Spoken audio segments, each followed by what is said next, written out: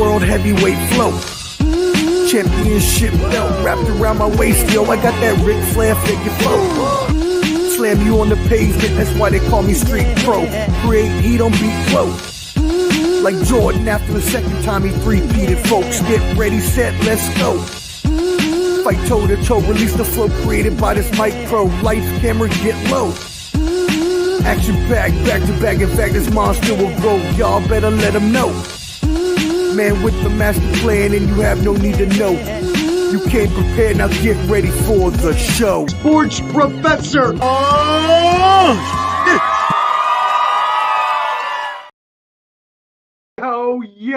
Yo, what up? What up? What up, friends? Yes, you see who it is. Your boy is back. We on fire. Woo! Yes, baby. We are back after 2 wonderful weeks off. I'm going to tell y'all all about it in a second. And let's just say, if you remember that movie back in the day called Stella Got Her Groove Back, well, let me let you just know, baby. The Professor Omar has got his groove back, baby. It has been a wonderful and beautiful 2 weeks that has refreshed my mind, my body, and my soul. And I can say no more to be thankful to be back here with you for the Professor's Semanalmente. Yes, we are back at it. I am yours truly, Omar, the Professor Fonseca. Thank you for tuning in. Make sure you are subscribed at Ball and Buds, BALLANDBUDS, and please hit that subscribe button as well, that like button. Every time you hit that, that amplifies us in the algorithm, allows us to get out to more people, and it is free to you, but so valuable to us. Thank you. Yes, okay. Awesome. We got some people piling in now, so I'll tell you all about my vacation here in just a moment. Let me promote first tomorrow night on my own network, Ball and Buds, which there's a handy QR code up top you can use at BALLANDBUDS on YouTube. We will have covered the Combat G's Combat Sports Special for the huge boxing fights this weekend. We haven't seen a boxing weekend like this in a long time. There will be the three-headed monster of Devin Haney, Teofimo Lopez, and Ryan Garcia on Friday. Then you got Canelo Alvarez on Saturday, Nanya Inoue, the monster, on Sunday. It is going to be an amazing boxing weekend. Yours truly, the Sports Professor, will join Clubber D, the Combat G, as well. We will have special guests on tomorrow night. Yes, returning will be Skywalker Boxing Media. So make sure you tune in. We hope to have as well Papi Chunyeyo and Josh from 86 Boxing. And you know, when the 5 of us get together, we love talking boxing and giving you that good information. So please make sure you tune in tomorrow night, 8 p.m. Eastern at Ball and Buds. That being said, let's kick this bad boy off, shall we? All right, so you must wonder why I'm in a Ric Flair kind of mood. Rick, tell him for me. You and I are living. What are we thinking, Rick? Tell him. Jet flying. You're stealing. We're looking. Yes, indeed. Woo is what Ric Flair would think. And that's what I'm saying to y'all right now. Now, what happened in the past couple weeks? Well, I'll tell you. It was my birthday. Started out as my birthday, so I came back home to the D.C. area, hit up Virginia, got to see all of my friends, my birthday weekend, all of my friends from back home. We got together, a nice, awesome weekend, the whole weekend long. Shout out to all my 703 boys and girls.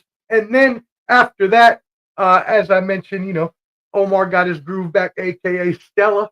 I hit Costa Rica for a little trip. And let me tell you, it wasn't so little, may I say.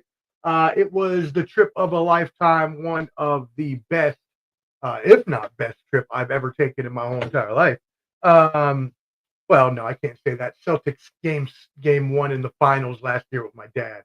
would probably be the best trip ever. You can't beat the finals of Game 1 in the Boston Garden when the Celtics win the title. Okay, so this would be the second best. And that I'm not including trips that are like going back to Puerto Rico to see family. That doesn't count. That's always beautiful. I'm going there next Thursday. So I'll be back home in Puerto Rico to see all of the family, all the grandmothers, uncles, aunts, cousins, so on and so forth. But before we even got to that, Costa Rica was amazing. If you have never been, you should check it out. It is quite like Puerto Rico, I must say, though. When I got there, I was like, damn, this is very, very similar to Puerto Rico. And we went all around the island.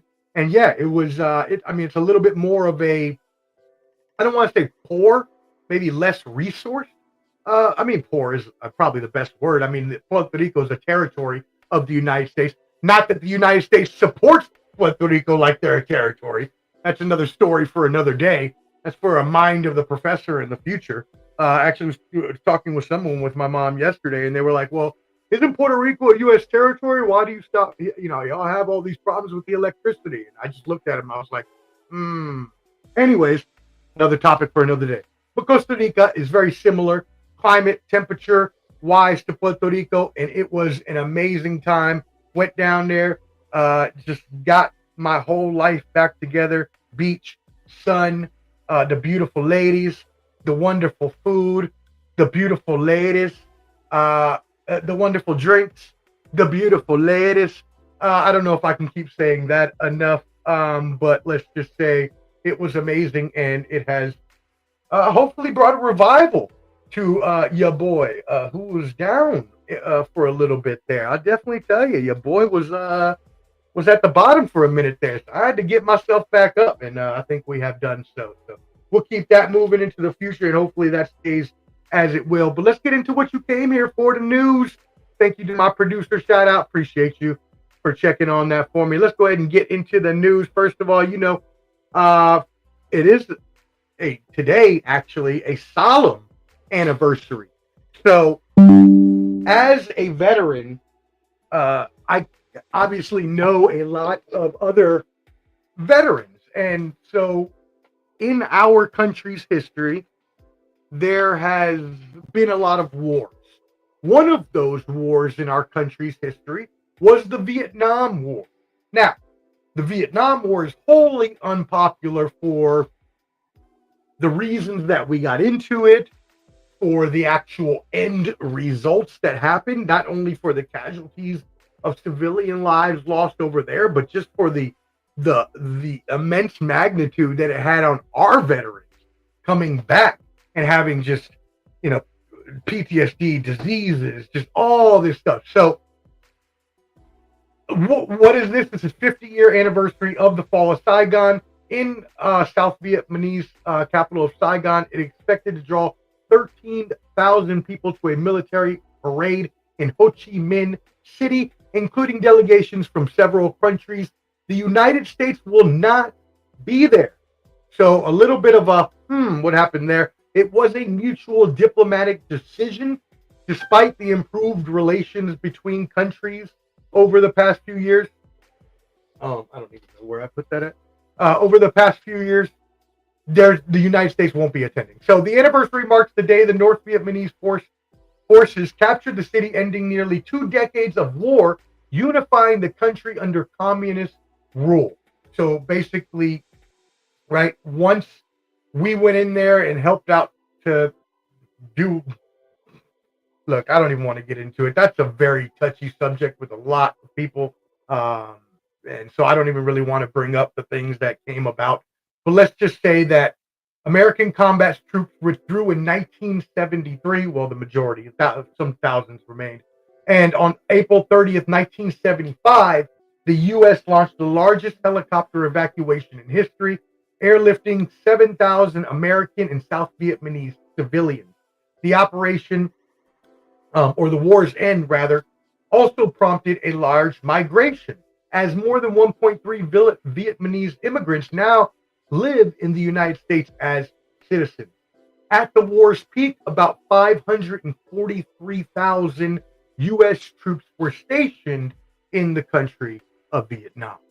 So again, just a remembrance for all the lives lost, a remembrance for all of our veterans that fought in the Vietnam War. A salute to you all. We owe a debt of gratitude to you. And obviously in remembrance for all those who lost their lives in that war, in any horrible war, where we have to involve our troops and risk the lives of American soldiers. All right, moving on. Let's go ahead and get into the sports world. Let me know. Do you know anybody? Did your grandfather serve in the Vietnam War?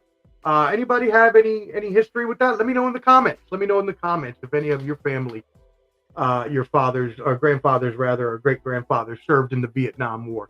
I guess 1973, so that's 50 years ago, obviously, and that's a decade before 20 years before that, enlisting at 1870. So yeah, they would be at the youngest 68 right now, I guess, something like that. In order to have gone into the war when it started at 18 years old. So if you have any 68-year-old or older in your family that was in the military, they may have served in the Vietnam War. My producer chiming in. Your mom's cousin died in the war. Well, I'm sorry to hear that. Rest in power to your mom's cousin, and thank you for their service. Anyone else? Let me know. But yeah, we're going to keep it moving here. Let's go ahead and move it into the sports. I'm upset at myself because I can't hear. I don't know what happened. Usually I can hear it. Maybe it's the monitor's all the way up. I can't hear the background music, so I can't actually hear if it's playing or not. And I don't actually like hearing the silence in the background when I'm trying to talk, but it doesn't matter. So let's keep it moving. All right, sports. Let's get into sports, y'all. It was a huge, huge sports weekend. So what do we got for you? First off, let us get into, and wow, the NBA playoffs, the NHL playoffs are heating up. Let me tell you all, and we're going to get into some of the brackets here. I'm going to show you what we got in terms of where teams are in the first round of the playoffs. So this is our NBA playoffs, and let me get a little bigger here for you. Took myself off the screen there. Let me get a little bigger there for you so you can see what we got going on here. And there we go. Okay. And so what you're seeing here is, actually, you know what? Let me just go ahead and blow this up completely so y'all can see that. Aha, look at that. Much better. Can you hear me while I do that? Can anybody hear me? You cannot hear me. Okay, you can. Okay, cool. Well, if you can't hear me, let me know. But anyways, this is what we got going on. As you can see on the left side here in the West, the Oklahoma City Thunder completely dismantled the Memphis Grizzlies and Ja Morant and sent them packing, gone fishing, Cancun, baby. The Nuggets and Clippers locked in an awesome series right now. Yes, locked in a really awesome series when they're up 1-2, and they had a game last night where the Nuggets won and went up 3-2. So that series is locked in tight. The Minnesota Timberwolves have a 3-1 lead over Hot Take Jake's Los Angeles Fakers. Get them out of here. Celtics didn't want to see them bums anyways. Then you got the Warriors and the Rockets, and what we thought was going to be a tougher series. The Warriors have actually taken control of this series. Ime Udoka, for as great as a defensive coach as he is, and he's a great coach in general, when he wasn't able to elevate the Celtics over the Warriors in that finals, that was because our offense, we didn't have plays at certain times when we needed them, which is much different than Mazzulla, who is able to, he's a play-running master. You know what I mean? So look for the Warriors to win the series here. Moving over to our east side, you got the Cavaliers who took out the Heat, swept them. Sorry, Big Rube. Get them up out of here. We don't like the Heat anyways. Cavaliers are going on to meet the Pacers who took out the Bucks. Prayers up. Yes, prayers up. Let me come on screen for this. Prayers up to Damian Lillard. Unfortunately, Damian Lillard tore his left Achilles in the last game where they were eliminated. It will likely rule him out for all of next year. I guess he could return for the playoffs, possibly, but obviously Achilles injuries are long-term injuries, and it's very hard to come back and back. I mean, in many sports, But we've only really seen in basketball Kevin Durant really come back at a peak rate where he was before the injury. Lillard will be at least 35, 36 when he comes back. So now this gets into, do the Bucks trade Antetokounmpo, Giannis? Giannis and Lillard are tied at the hip in terms of contract years and contract money, but do they keep this going on if there's no chance for them to win? They weren't winning with Giannis alone before. Are they really going to win with Giannis alone now and no Lillard? I can't see it happening, but I guess it could possibly be the case. So we'll see what happens there. Anyways, bringing you back to a full screen. So you also see we got the Knicks and the Pistons there. When you got the Knicks and the Pistons, the Knicks are, look, the Pistons are a good young team. All right, y'all. Pistons are a good young team. They got a young squad that's going to be good in the future. But as of now, they're not ready. The Knicks should be able to finally, and I know, yes, you don't got to tell me. I know the Pistons won last night. Don't say, I know the Pistons won. I get it. But I just, when I was watching the game last night, even down the stretch, the Pistons were just the young players were just lackadaisical, not hustling on inbound passes, looking around like they were a little lost. But yeah, they pulled out a victory. But I just think the more experienced team will win there. And then finally, you see my Celtics down at the bottom. Already took out the Magic. Get up out of here. It don't matter who comes next. Knicks, Pistons, don't matter. Get them up out of here. They gone as well. So there you go. That is your NBA playoff update. We will update you next week. That'll have us into the second round. We should have all of these first round series done by next week. So next week we'll have an update and we'll see where we're all in the second round, and I'll give y'all my predictions then. All right, moving on to NHL playoffs. Yes, we got our bracket here. I am going to go back to full screen for you. So as you can, oh no, not if I take it off the screen, I won't. All right, so here we go. On the left-hand side, you see the West. We have the Winnipeg Jets, who were the President's Cup. That means they had the best record in the league over the season. Winnipeg Jets, St. Louis Blues, tied up 2-2. It's actually not looking that great for the Jets, and it looks bad because of what? Because they've had the best goaltender in the league for I don't know, a couple years now, Connor Hellebuck. But finally, I don't know if he hit a wall. I don't know if he's starting to have some issues, but he has these last couple games, it just has not been working out best for him and for them. And so now they're tied in a series. And granted, St. Louis was the hottest team down the stretch, but the Jets should be handling this series. So it's kind of like, what's going on here? So we'll see if Hellebuck can get it back for the rest of the series. Moving down, also in the West, you see the Dallas Stars. 3 wins to Colorado's 2. Here, I mean, we're thinking about this. The Avalanche, after a blowout 6-2, can they bring themselves back into this series now being 3-2 when Dallas is such a voracious team? We will see if that actually happens. Then you have the Vegas Golden Knights 3-2 over the Minnesota Wild. And then if I can move myself out of the way here, you'll see we have my Kings, baby, at the bottom left-hand corner there. You see my Kings has 2 wins. Edmonton beat us the last game. So, yes, they are up 3-2. Am I concerned? You're damn right I'm concerned. Edmonton has eliminated us in the first round the past 3 seasons. And I thought it was gonna be us this year. I thought we were gonna beat them, but it doesn't matter how good of a team we have. Seems like we're just snake bitten when it comes to Edmonton. And I'm hoping for a comeback, and we do have the better team, so I think we can come back, but it's not looking good when you go down 3-2 to a team that has, Connor McDavid, colloquially known as McGeesty. So I don't call him that, but hey, whatever. Some people do. Anyways, so that is the West that we got there, and then here on the East, on the right side, you see you got the Toronto Maple Leafs up 3-2 over the Ottawa Senators.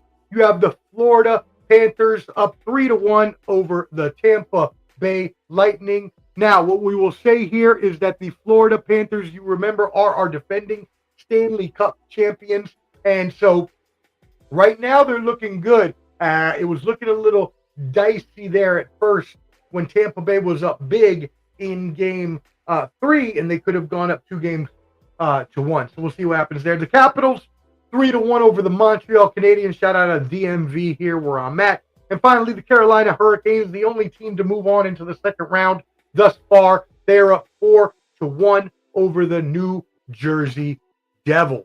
And so, yes, that gives us our NHL hockey update. So again, remember, next week, we will be into the second round for the NBA and the NHL. So I'll give you all of those updates for when all the teams that have advanced, and I'll give you all my second round predictions next week.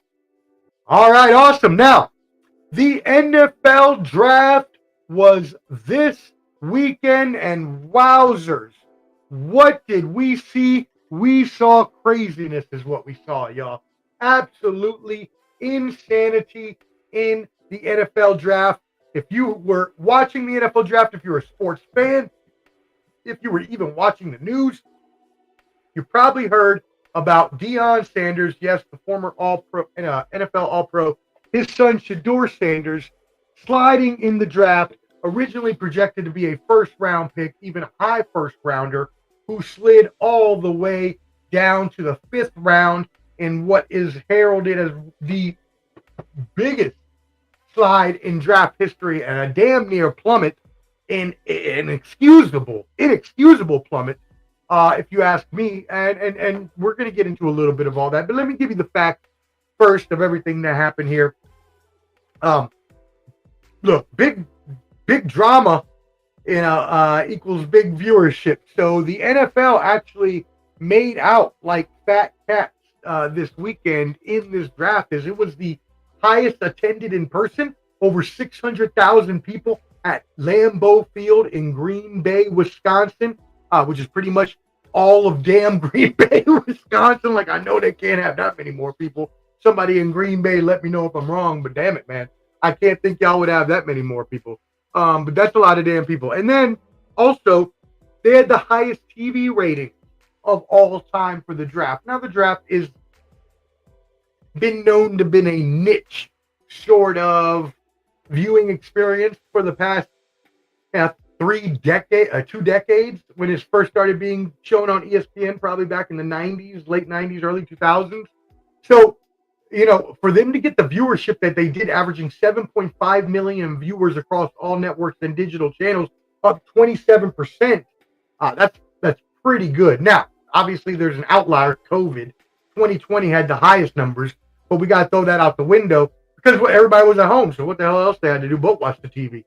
Anyways, so even as the first round moved into the second round, into the third round, into the 4th through 7th rounds, where usually no one is watching the 4th through 7th rounds. Like, only degenerates like myself watch the 4th through 7th rounds. But once Shedeur Sanders started taking that slide, the ratings just kept up all the way through. So it went from 13.6 million in the first round, averaging 7.5 averaging there in the second and third round. And then Saturday's 4th through 7th round averaged 4.3 million viewers, setting a record for the top third draft day attendance of 43% from last year. Wowzer. So, huge boom to the NFL for being able to, get their product out there. The NFL is the biggest TV show in America. Even if you don't watch it, it is. Every highest rated show in America is always usually going to be football. There might be something else in there, like back in the day when maybe like a Grey's Anatomy or a Friends or something like that might sneak in there. But usually not. Usually it's all football. And that doesn't change now. The NFL rules the roost on they just announced the other day they're doing 3 games again on Christmas Day. Just said complete big F you to the NBA, who used to consider the Christmas Day their day. No more for them. You know what I mean? They told them to get up out of there. And that was crazy. I couldn't believe it. So, what did we see in the draft? First of all, Cam Ward went first to the Tennessee Titans. Shout out to everybody in Nashville. Tennessee Titans again. They see him as the next Steve McNair mold, a la. Jacksonville Jaguars traded up to number 2. Huge trade. They gave up a lot to move up, trade with Cleveland to get Travis Hunter, the two-way star from Colorado. He's going to be awesome in the league. New York Giants at number 3 picked Abdul Carter from Penn State. And then New England Patriots chose Will Campbell, offensive tackle from LSU. At number 5, the Cleveland Browns chose Mason Graham, defensive tackle out of Michigan. And then finally, I'm going to end it at number 6 because it is my Raiders. Welcome to the Raiders, baby. Ashton GNT, Boise State's running back. Yes, indeedy. Welcome to Las Vegas. Why is this happening? I don't know what just happened to those headphones. Anyways, these things are so weird. Anyways, Ashton GNT, he is going to be an absolute beast. Maybe in the mold of Marshawn Lynch is what Pete Carroll is hoping. Would I have drafted a running back this high? No, I would not have drafted a running back that high. I think that you can get running backs in the 2nd, 3rd round, 4th round, things like that are good, or even off the free agency heap. But I will tell you right now, I hope I am completely and utterly wrong, and that Ashton GNT is the next Marshawn Lynch, is the next Barry Sanders, which is blasphemous to say anyways. But I really do hope he is going to be that, because we need a running back after we gave away damn Josh Jacobs. Which, by the way, I must say, the Raiders' successes in 1st round running backs, we like Carmelo Hayes. I ain't talking Carmelo Anthony, although he don't miss either. But shout out to Carmelo Hayes from the WWE. We don't miss Marcus Allen, Napoleon Kaufman, Darren McFadden, Josh Jacobs, all 1st round Raiders running back picks, all amazing for us. So nothing going to change there at all. Rounding out the top 10, I will give you the rest of the top 10, but I just want to give us a shout out. Armand Membu went to the Jets, offensive tackle out of Missouri. Tetero McMillan, wide receiver out of Arizona, went to Carolina Panthers. The New Orleans Saints selected Kelvin Banks Jr., offensive tackle out of Texas. And the Chicago Bears at number 10 chose Colston Loveland, tight end out of Michigan.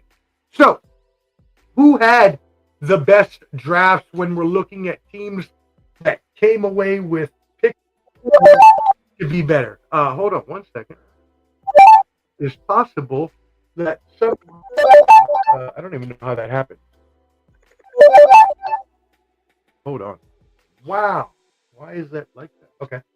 Oh, that makes sense. Oh my goodness, that makes sense as to why I can't. I was wondering why I could. No, that doesn't make any sense. Never mind. That makes absolutely no sense. Never mind. I completely. Okay.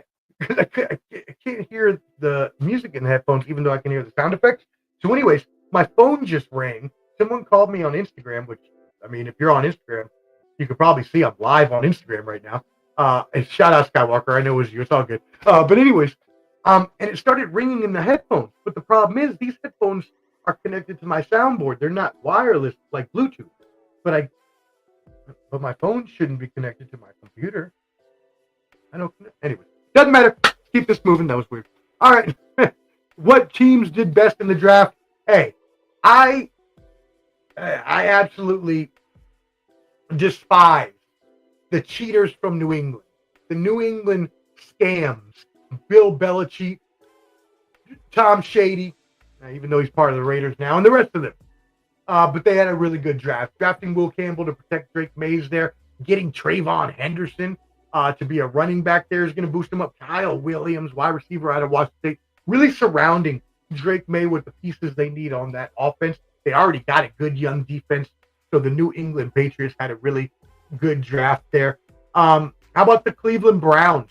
Obviously choosing Mason Graham there at that number 2 pick. Number 5 pick.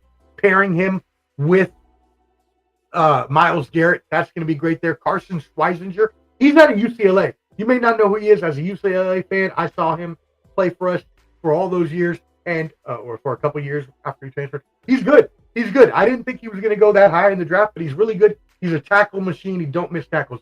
Then going out and getting Quinshawn Junkins the other running back from Ohio State. Really a solid pickup there as well. And then finally, I'm not gonna say I'm not being biased. I may be a little biased, but I think the Raiders had a good draft. I think they did really good for what they wanted to do in their first draft with Pete Carroll at the helm, getting Ashton Gianti, then going out and getting Jack Beck from TCU, wide receiver, who originally came from LSU. And although he had some injuries, looks to be in the mold of, as they say, maybe like a Puka Nacua. I'd say a better Hunter Renfrow. Darian Porter, number 3, in the mold of a Richard Sherman at cornerback out of Iowa State. Now, he's a project, but I think he's going to be really good in the long run. So I like what we did there. I think we could have done better in the late round picks, but we'll see what happens with our draft. But that's not what you want to hear about the draft. You want to hear what happened to Shedeur Sanders. So it was a rough weekend for Shedeur. For sure, it really was a rough weekend for him. Originally projected to go high into the draft, right? Let's see, we got projected to go high in the draft, even possibly in the top of the first round.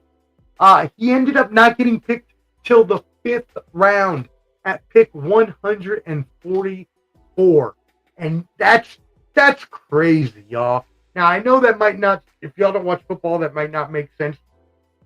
But let's. I don't even have a good analogy for it. It's so horrible. It's bad. First of all, let's get the elephant out of the room away. His father is Deion Sanders, one of the best. First of all, get that out of the way. One of the best football players of all time.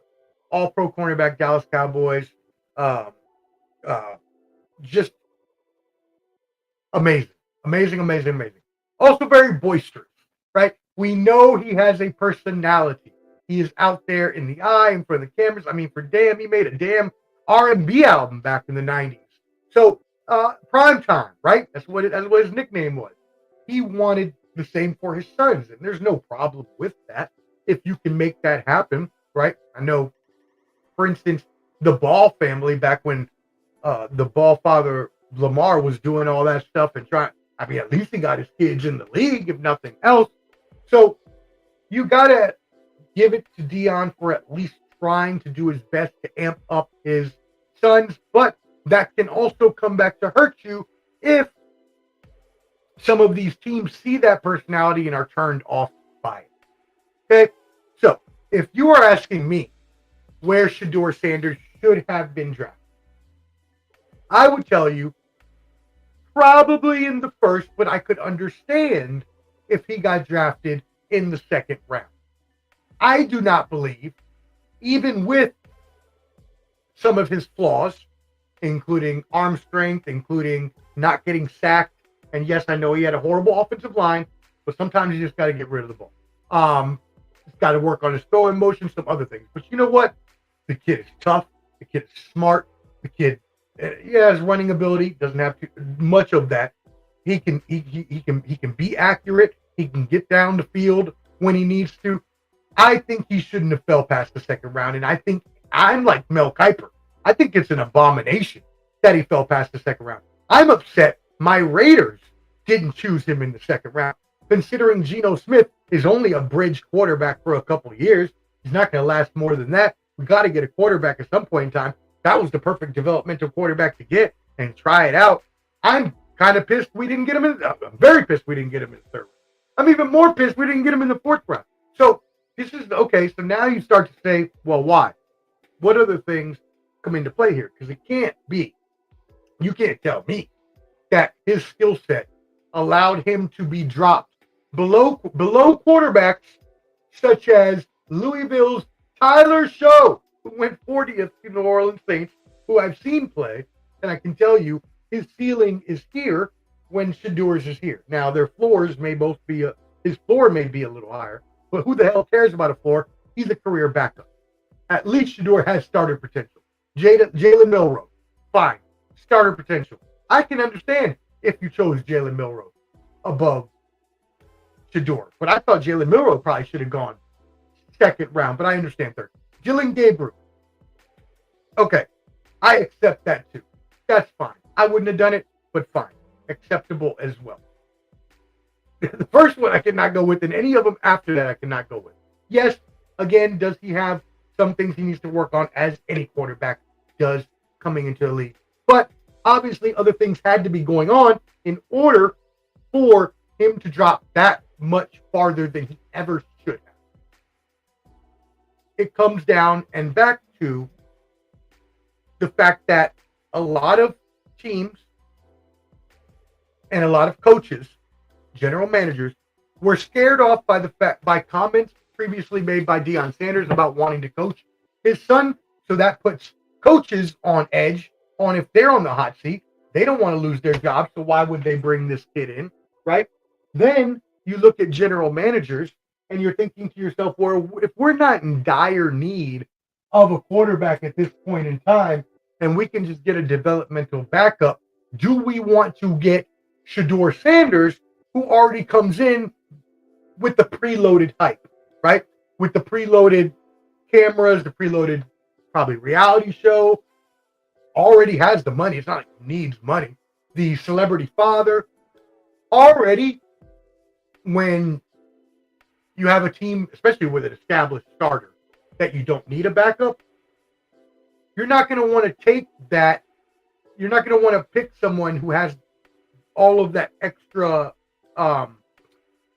surrounding storylines going on, because you don't want that pressure on your starting quarterback, because then calls start to come in for the backup. We all know the backup is the most popular guy in town when the starter starts to suck. So even before then, with all the hype, it would be like, oh, all the questions would be about. So you automatically are only looking at teams that possibly need a desperate for a starter, which there weren't that many aside really from Tennessee. I thought the Raiders, were till they signed Geno Smith, but thought we still should have got a developmental pick. So not too many quarterback needy teams that really needed to pick one, but the fact again that he dropped that far was just outrageous to me. But again, you have to look at those factors that you don't want your backup quarterback to be the main thing that people are seeing. You don't want there to be the possibility of Deion Sanders becoming a coach later and your coach being. So these are things that general managers and coaches talk about. Yeah, teams don't act like they're friendly, but let's be honest, all of these teams talk. And so, if he were drafted by Kansas City, shout out my boy Wildcard Mark, if he were drafted, let's say, to like Kansas City, something like that with a Patrick Mahomes, yeah, you could probably have him on the backup and it wouldn't matter. Patrick could just tell him to, shut up and sit down. I got this for the next 5 years. Yeah. But again, you're probably not going to even waste a pick like that because you don't need to. So, but we'll see what happens. I think that was a bad decision by every team in the league. The fact I would hate, if I was Shedeur, I'd hate every team in the league, including the Browns. Because the Browns are the ones that picked Dylan Gabriel before him. Like, what? Y'all already got 5 quarterbacks on the damn team, including Kenny Pickett, old ass Joe Flacco. And now you bring, that don't make no sense to me. You should have just picked Shedeur. I think Dylan Gabriel will be a fine backup in this league, possibly a fringe starter. He could become a Bo Nix with the right coaching. I don't see it. What I do see in Shedeur, though, I see starter potential. Yes, again, he has things in his game that needs to be fixed, as any quarterback does have coming out of college and going into the NFL. But I think that with the right coaching, he will be a starter in this league, and I believe he's going to make a lot of teams wish that they would have drafted him. He's going to make a lot of teams, including my Raiders, pay. And which is kind of weird when you think about it, that Tom Brady didn't pick him, considering Tom Brady has been his trainer, which is just makes no sense to me. But I guess they really thought they were secure with Geno Smith, and that has to be the only reason they didn't do it, because it makes no sense otherwise to me. Now, he also didn't go to the East-West Shrine Bowl. He also didn't go to the Combine. So things like this also play in, and teams also talked about his interviews, which may have been, a little aloof in the way he was presenting himself. Whatever these rumors are coming from the scouts and other things, they talk. Teams talk. Teams pass information. Even rumors that may not be true may go around, and all of that may contribute to what happened here. So wishing him the best. I am rooting for him again. I think he's going to be awesome in this league eventually with the good coaching. But yeah, he's a developmental QB. Of course he is. He wasn't going to be a starter right off the bat anyways, unless he got picked by a desperate team that needed a starter right away. And a lot of teams had already got their starters in the offseason through free agency. Obviously, the Steelers are still waiting for Aaron Rodgers. What do y'all think about it? What did you think about Shedeur Sanders falling down the draft board? It was crazy. Somebody hit me in that comment. Shout out, salute Skywalker Boxing Media. Yes, y'all tune in with us tomorrow night, 8 p.m. Eastern, Celebrity the Combat G's Combat Sports Special, featuring yours truly, Sports Professor, Skywalker Boxing Media, and hopefully we'll also have Papi Chunyeyo, Josh from 86 Boxing. We will talk the huge boxing weekend this weekend. Canelo Alvarez, Devin Haney, Ryan Garcia, Teofimo Lopez. It is going to be awesome. Oh, is that why you were calling me? That is tremendous. I'm sitting here doing the show, and I saw you calling me, and I was telling the crowd, I was like, wait, what? Why is Skywalker calling me right now? If I'm on Instagram, can't he see that I'm live? Hilarious. That's great. No, tomorrow night. All right, so even our special guest did not know it is tomorrow night. Special guest will be there tomorrow night, 8 p.m. Eastern. You good, brother. That's awesome. That is hilarious. All right. So again, that was the NFL draft. Let me know what you thought. Did you watch it? What did you think about Shedeur Sanders falling all the way down the draft board? Let us know. Even if you're watching in the replay, hit that comment. Subscribe to Ball and Buds, BALLANDBUDS, and hit that like button. Now, there is something that happened during this process that, oh, yeah, damn. Yeah, no, please let Poppy know. Yeah, no, this was, tomorrow. Tomorrow for sure. Yeah, please let him know. And tell him my bad if I wasn't clear about that. But yeah, tell him he can still go live. Poppy Chum, yeah. All right, anyways. So, what happened? During this whole process, when Shedeur was falling down the draft board, on live TV, he received a phone call. It turned out to be a prank phone call. Two college kids decided to prank call Shedeur Sanders during the second round of the draft, pretending to be Saints general manager Mickey Loomis, and saying that he was going to be picked, but that he would have to wait even longer. Now, these are college kids. They're still kids. We all do stupid shit. I've done plenty of it in my life. We all deserve to be forgiven for mistakes we made. And Shedeur, as a class gentleman as he is, automatically forgave them and said it was all good.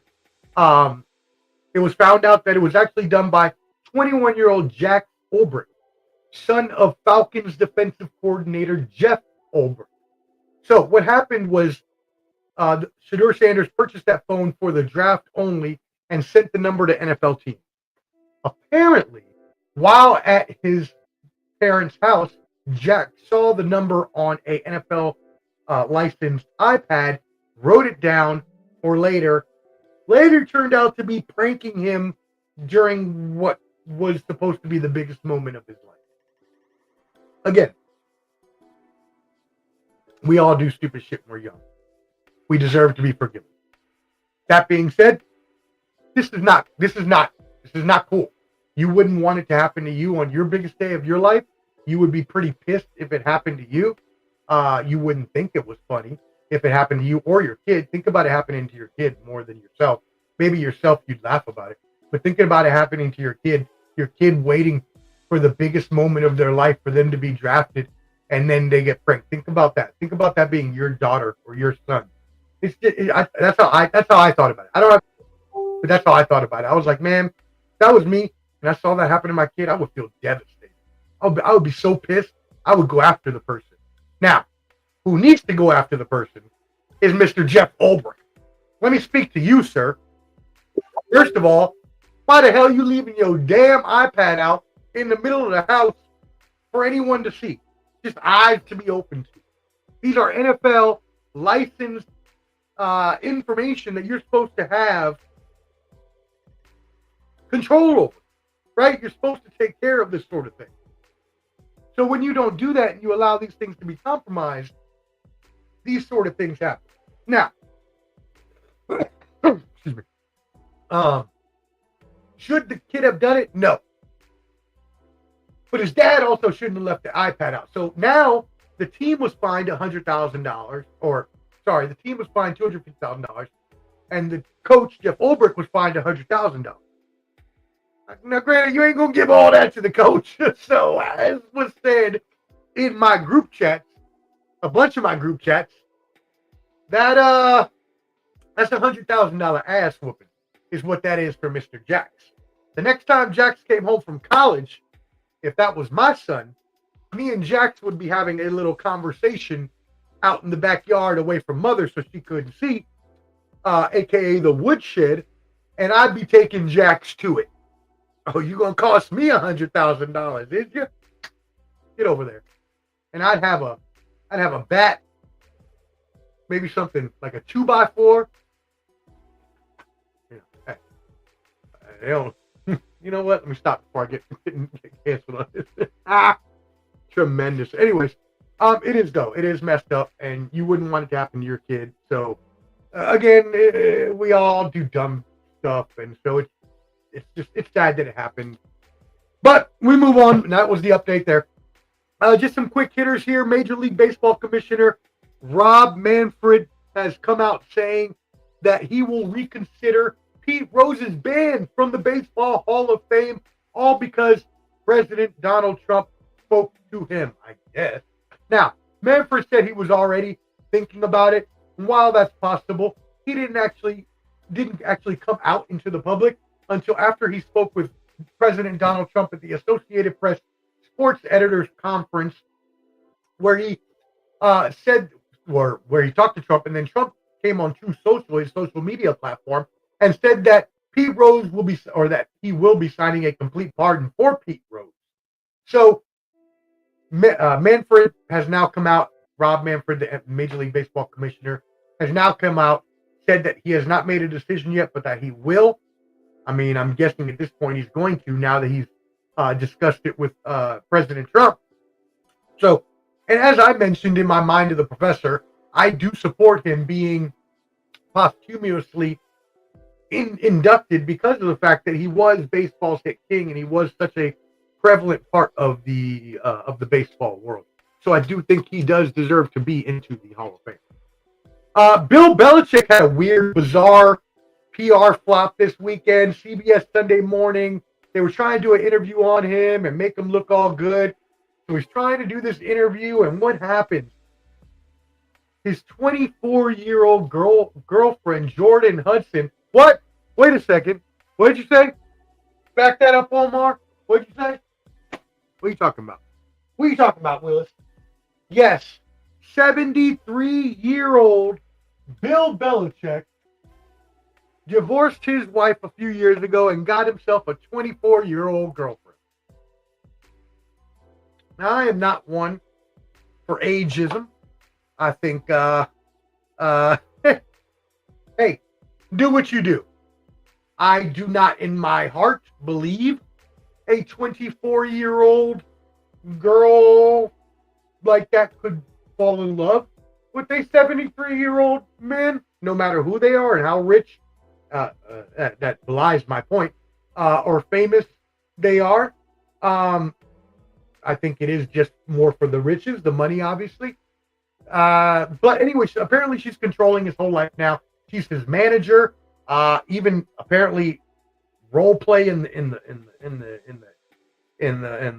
I don't even know what I guess in the house. I'm not even going to say what I was going to say. I don't know if you can say that. So a whole bunch of things going on here, but she kept interrupting the CBS interview every few minutes to tell them what they could and could not ask, including where they met and how they met. I bet she doesn't want Bill's wife to find that out. But also, or Bill's ex-wife to find that out, but also telling Bill things he could and could not say and how she should phrase things like he's a little baby and not a 73-damn-year-old man. So this is not good. UNC is not happy with how this has put them in the spotlight. They were already at one point in time, they were going to do Hard Knocks. So, and now this is just causing even more of a firestorm across social media. Bill, I mean, as they say, you got to get them in order. All right, brother? You got to get it in order. Get your house in order, all right, baby? Finally, in sports, Washington Commanders have put in a bid. Yes, DCL Muriel, say that 2 times fast, Bowser, and team owner Josh Harris announced a $3.7 billion deal to bring back the Commanders to RFK Stadium, baby. Woo, that's where they should be. Will it happen? We don't know yet. There is a proposal for a new development, 177 acres, housing, retail, park spaces, brand new 65,000 roof stadium so they can get a Super Bowl, just like they're doing out in Nashville, where I am at. It says $2.7 billion coming from the team, $1 billion from taxpayers. The problem with big stadiums is a lot of taxpayers don't want to pay for that money, including just like they did in Missouri last year, where they rejected the Kansas City Chiefs and Kansas City Royals stadium tax. What teams need to look into is how they're doing it in Nashville. The Titans are paying now. I know, I get it. Before I say this, I get that Nashville is a tourist town, but DC makes a lot of tourists and a lot off of businesses in general. So what's happening is Tennessee put a hotel tax of like 1.5% or something like that on every hotel room in the city. So every hotel room, every time someone rents, 1.5% of their stuff is going to build the stadium so that the public doesn't have to pay for it at all. That's what teams need to start looking into. All these teams, well, most of them, surround big cities. Just put a 1%, 1.2% tax on the hotel rooms. No one's going to notice. If you're paying $300 for a hotel room, you're paying an extra. Well, maybe you wouldn't notice. Extra $30 is a little bit, but whatever. Hey, what are you going to do? Don't get the hotel room. I don't know. But I think that is a really good idea because then the public doesn't have to pay for it. In a lot of these places, the public doesn't want to have to pay for those arenas. All right. Other quick hitters. Prayers up to USC commit Elijah Arenas, son of Gilbert Arenas, also here in the DMV. He was injured in a car crash and is progressing very well after coming out of a medically induced coma. So prayers up to Elijah Arenas. Also, horse racing's Triple Crown season begins this Saturday with the Kentucky Derby, which reminds me, that means in Nashville, the stakes will be coming soon. I forget what it was called. I don't even remember. Anyways, it's a horse race they have a la the Kentucky Derby in Nashville. It's awesome. Everybody gets dressed up like the Kentucky Derby. It's really, really cool. You should check it out. Somebody help me out here in Nashville if you're watching. And finally, update to a story we talked about a few weeks ago on Banter, Brawls, and Bravado, which again, that's a great plug. Next week, hopefully on Wednesday, 8 p.m. Eastern, we'll be doing a new Banter, Brawls, and Bravado. Look out for the promotion. Anyways, Charlie Dixon, the Fox Sports 1 executive. Start that again. Charlie Dixon, the Fox Sports executive that was accused of sexual battery in the case of that involved Joy Taylor, Skip Bayless, the hairstylist. So I'm not going to name her name because I don't want to put her name out there. You can go look up the article if you want to. Anyways, it involved that whole big scandal that we talked about a couple weeks ago. Charlie Dixon is now gone. Fox Sports has fired him. So that is your update there. All right. Thank you all for tuning in. Hit that like button if you're watching, please. Also, follow at Ballin' Buds, BALLANDBUDS. We move it into the entertainment world. Yes, what do we got going on? First of all, man, we have our Rock and Roll Hall. Let me get to it. Our Rock and Roll Hall of Fame inductees. Yes, you see the picture there. It is going to be an awesome class of inductees. So, what do we have? First of all, the inductees, as you see in the picture, will include one of the greatest hip-hop groups and one of my favorite hip-hop groups of all time, Andre 3000, Big Boy, Outkast, Also, Cyndi Lauper, Girls Just Want to Have Fun, to the White Stripes, right? We know they are huge, obviously. And I mean, I was actually talking to, who was I talking to the other day? I don't remember who. Damn, I don't remember who I was talking to the other day. It doesn't really matter. But anyways, I was telling them about there's a record store in Nashville called Third Man Records, I think, or Third Door Records, and it's owned by Jack White from the White Stripes. So I was actually talking about that with somebody this weekend, and we were, I was like, yeah, that's really cool that you knew about that, because I've been there before and actually bought an album from there before. Also, who else? We got Chubby Checker. Yeah, Chubby Checker, back from the 50s, doing the twist. Joe Crocker, Bad Company, and Soundgarden. And also, in addition, receiving the Musical Influence Award are Warren Zevon and Salt and Pepper, baby. Yeah, love me some Salt and Pepper. So look at that. That is your 2025 Hall of Fame inductees. A really good, group of inductees there. What do you think? Who is your favorite there? You like Salt and Pepper? You like some Soundgarden, White Stripes, Outkast, Cyndi Lauper? Who you got? Who's your favorite inductee? Let me know in the comments. Moving on. The domestic box office has been going crazy. Have you seen the new movie, The Sinners? Well, first of all, if you're a kid, probably not. And if you're a kid, you probably shouldn't be watching this show either. But that's neither here nor there. The new R-rated horror film, Sinners, by director Ryan Coogler, who also did Black Panther, has, in its second weekend, made almost as much as its first, having made $45 million in the second weekend. They made $48 million in the first. I can't wait to personally see this movie. This movie came out on my birthday, so I haven't had time yet to go see it, but I'm going to go see this movie. It looks amazing. Horror movies are my favorite type of movies, and this is like a horror action kind of, like, it just looks amazing. So I'm going to go see it. The Accountant 2, starring Ben Affleck, is an action thriller pick, brought in $24.5 million into the U.S. However, at the number 2 spot, a surprise, Star Wars Episode 3. What? Episode 3? Revenge of the Sith. So, for some of you out there that are about to call me a nerd for being a Star Wars fan, first of all, take yourself somewhere else, because I love me some Star Wars. And, oh, thank you. Yeah, shout out Dirty Mojo, my brother. Says a good class. Thank you, sir, for tuning in. Really appreciate you. Love you, my dude. Yeah, really good class there. For those of you who are not Star Wars fans, in Star Wars lore, in the canon of Star Wars, back in the 70s, Star Wars, the first Star Wars, was actually number 4 in the series.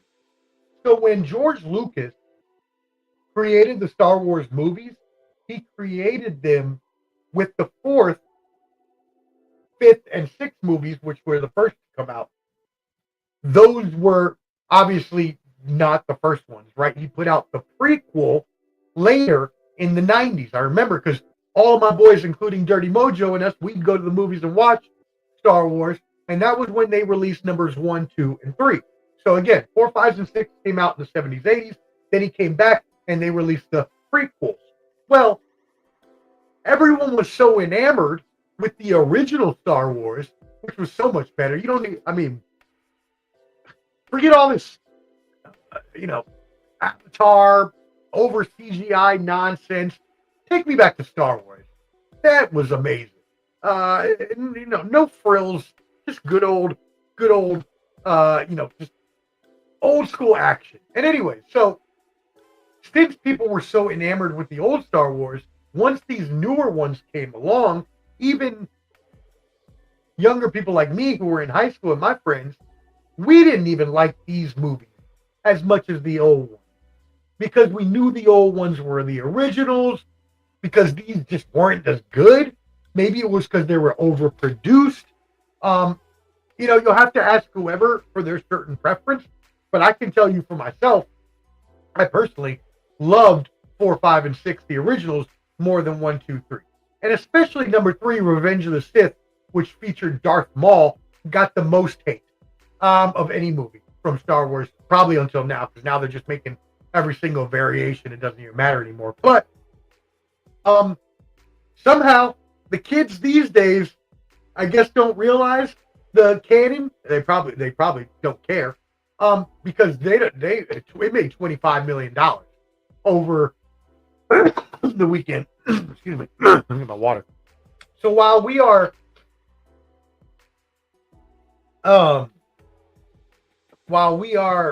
people my age a little more down on that set of series of that movies, apparently the kids these days like it. So we'll see what happens. I cannot agree with that. Wrexham, you see that on the right side of the screen there. Ryan Reynolds and his good friend Rob McElhenney bought about 3 years ago. They bought Wrexham FC, and so you asked what Wrexham FC is. Oh, it was 4 years ago. Excuse me. Wrexham FC is a soccer club in Europe, and they bought them for $2.5 million back in 2021. The Welsh soccer club Red Dragons made history over the weekend, being the first English team to earn 3 promotions in 3 years, and they are now 1 tier below the Premier League, which is the top tier league in England, in Europe. So they now estimate their value at $133 million, a 5,200% increase since the purchase. Now, this will get a little harder for them as they are a smaller team. They're going to have to spend more to get bigger free agents. They're going to have to, because when you move up, especially once you get closer to the Premier League, the players are just so much better. So that's going to take into account. Now, they already have the star power with their owners that they can get sponsorships and things like that. So it might make it a little easier for them to find those free agents. I'm rooting for them. Honestly, I'm rooting for them to get into the Premier League. That would be a crazy story and definitely something made for Hollywood specifically. So shout out to them. Finally, in entertainment, it is an update from a story a couple weeks ago. If y'all remember, I talked about how Amber Ruffin would be the correspondent or the MC, Master of Ceremonies, for the White House Correspondent Dinner. And I also told you at the time, 2 or 3 weeks ago, when I brought this up, I said Donald Trump's not going to attend anyways. Presidents don't attend this usually because they get made fun of. I think the last one that attended was Obama because he's cool enough to get made fun of and not care. But Donald Trump isn't going to attend this anyways, and he's already said as much. But when I saw this come out, I said to myself, why would they have her hosting when they know how she feels about Donald Trump? She's a writer or a former writer now for Seth Meyers. No, she still writes for Seth Meyers. But she's always been critical of Donald Trump. So I don't know why they thought that was going to be anything different now before. So now they've removed her from being, they disinvited her, rather, from being the MC of the Correspondence Dinner. So to me, I say, screw the Correspondence Dinner, whoever the person is that picked, because y'all knew who she was beforehand. Why did you even pick her? You should have just picked somebody more neutral, right? Why don't you just go pick Trevor Noah? No offense to Trevor. I love Trevor. Trevor's my boy. Shout out, Trevor. We got to get together soon, my friend. Haven't seen you in a while. All right. Oh, Dirty Mojo says about Star Wars. Episodes 4, 5, 6, amazing. No lies there. 4, 5, 6 is the original and the amazing. Nothing else better. 1, 2, 3 was pretty good, he says. I wouldn't say pretty well. 1 and 2. 1 and 2 were pretty good. 3, I kind of agree with people that hate number 3 the most. I can't get down with Revenge of the Sith. It was all right. But 1 and 2, sure, I can definitely, that's pretty good. Yep, I agree with that. 7, 8, 9 being mid, yes, completely agree. Completely agree. I actually just went back, I think it was like a couple years ago, and rewatched the late ones that I didn't remember too well. And yeah, after I watched it the second time, I remembered, I was like, these weren't as good as I thought they were the first time. So I definitely agree with you there. But if you are not a fan of Star Wars, or if you've never seen Star Wars, I encourage you to go watch Star Wars. Star Wars was an amazing film series in terms of storytelling, in terms of acting, in terms of character development, in terms of twists and turns. Luke, I am your father. Anyways, yeah, go check it out. There are different ways to watch it. They got the original order, which George Lucas says do not watch it in that order. Actually, that came personally from George Lucas. He does not recommend watching it in the numerical order. That's why he didn't release it that way, because he didn't think it should be watched that way. But some people have watched it and said that they liked it that way. Other people watch it in what's called the machete order. I would say you watch it in the machete order. I actually went back and watched it in that order, and it was pretty awesome. I actually don't remember the exact order, but I'm going to bring it up for you right now because I don't want you to go without knowing what I am talking about. So here it is. The machete order. Oh no. Okay. Yeah. Hold on. Oh, let's see. Let me see here. What do we got for you? Okay. So this says that you should watch. Okay. Come on, you stupid. Where did I get the list at? All right. Anyways, for some reason it is not coming up with the list. It's just showing me the article. But that didn't work there. We're going to keep moving because that's not very important. Yes. Thank you for laughing at me, my producer. I really appreciate that. I was really trying to get that up. Anyways, you can look it up. Look up the Star Wars machete order. Just a different way to watch the Star Wars movies in. All right. Cool. So let's go ahead and move it on to our U.S. news for the week. We got a lot of Donald Trump information to talk today. So let's give you an update on what is going on around the United States after last night's explosive interview. Did you watch it last night? Donald Trump had a contentious exchange throughout the whole interview with ABC News' Terry Moran. They went back and forth on every single issue. Neither one wanted to give any leeway. I liked it. I enjoyed it thoroughly. I was dying laughing every time they were interrupting. Two petty kids. Just like, yeah. But look, as we've noted before, you're gonna have to fact check Donald Trump himself. But there were a lot of things he said that were half truths. A lot of things he said that were misconstrued, and a lot of things that do not need to be construed, right? And so let's get a couple of things, first of all, kind of out of the way with what Donald Trump has done in his first 100 days. Executive orders and executive action. He has signed a record number of executive actions and executive orders. But I want you to realize that a lot of times, and a lot of these executive actions and orders are more ceremonial than anything, because in order for a lot of these things to actually pass through and become legislated without being contested by the Supreme Court and other, as we've seen every day since Trump has come in, is that it needs to be voted in by the Senate, by the House, by the Congress, by a majority, a ratified majority, things like that. So a lot of those things you can't necessarily just take as, oh, they're going to happen just because he signed it. So that's the first thing. Because I know a lot of people that don't watch politics think, oh, he did all this stuff, it's so great. Well, yeah, but a lot of those things that he signed are more ceremonial than not, because they can't actually be put into play unless they're actually voted upon. So let's get that out of the way first. Second of all,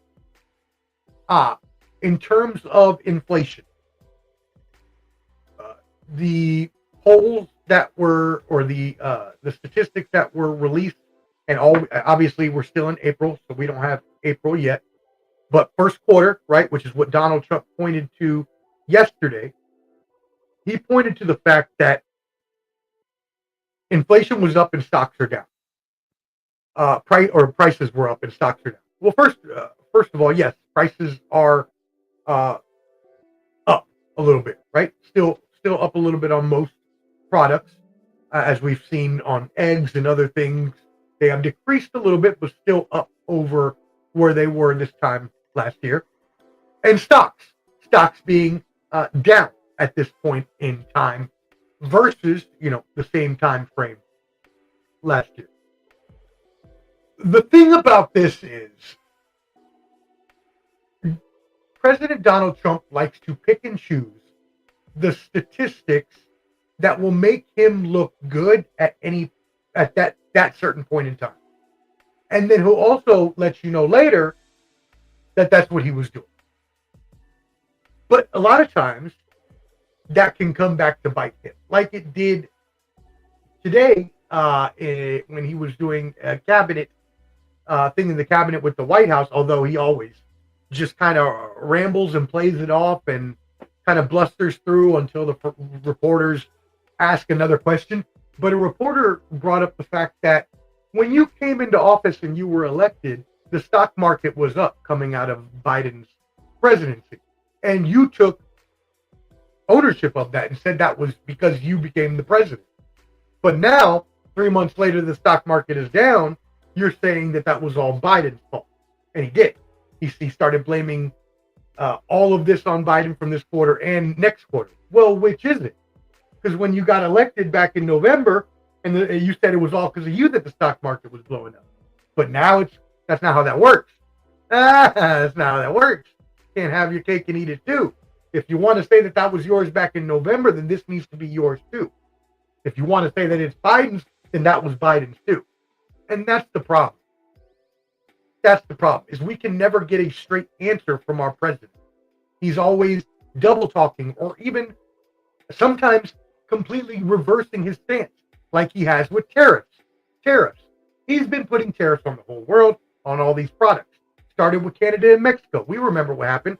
90-day pause. Another 90-day pause. Then he put it all over the world. 3 days later, no, pause. By the way, after I hyped up my stock, made money off of insider trading, allegedly, which we'll get into a little more of that in just a second with his new Bitcoin.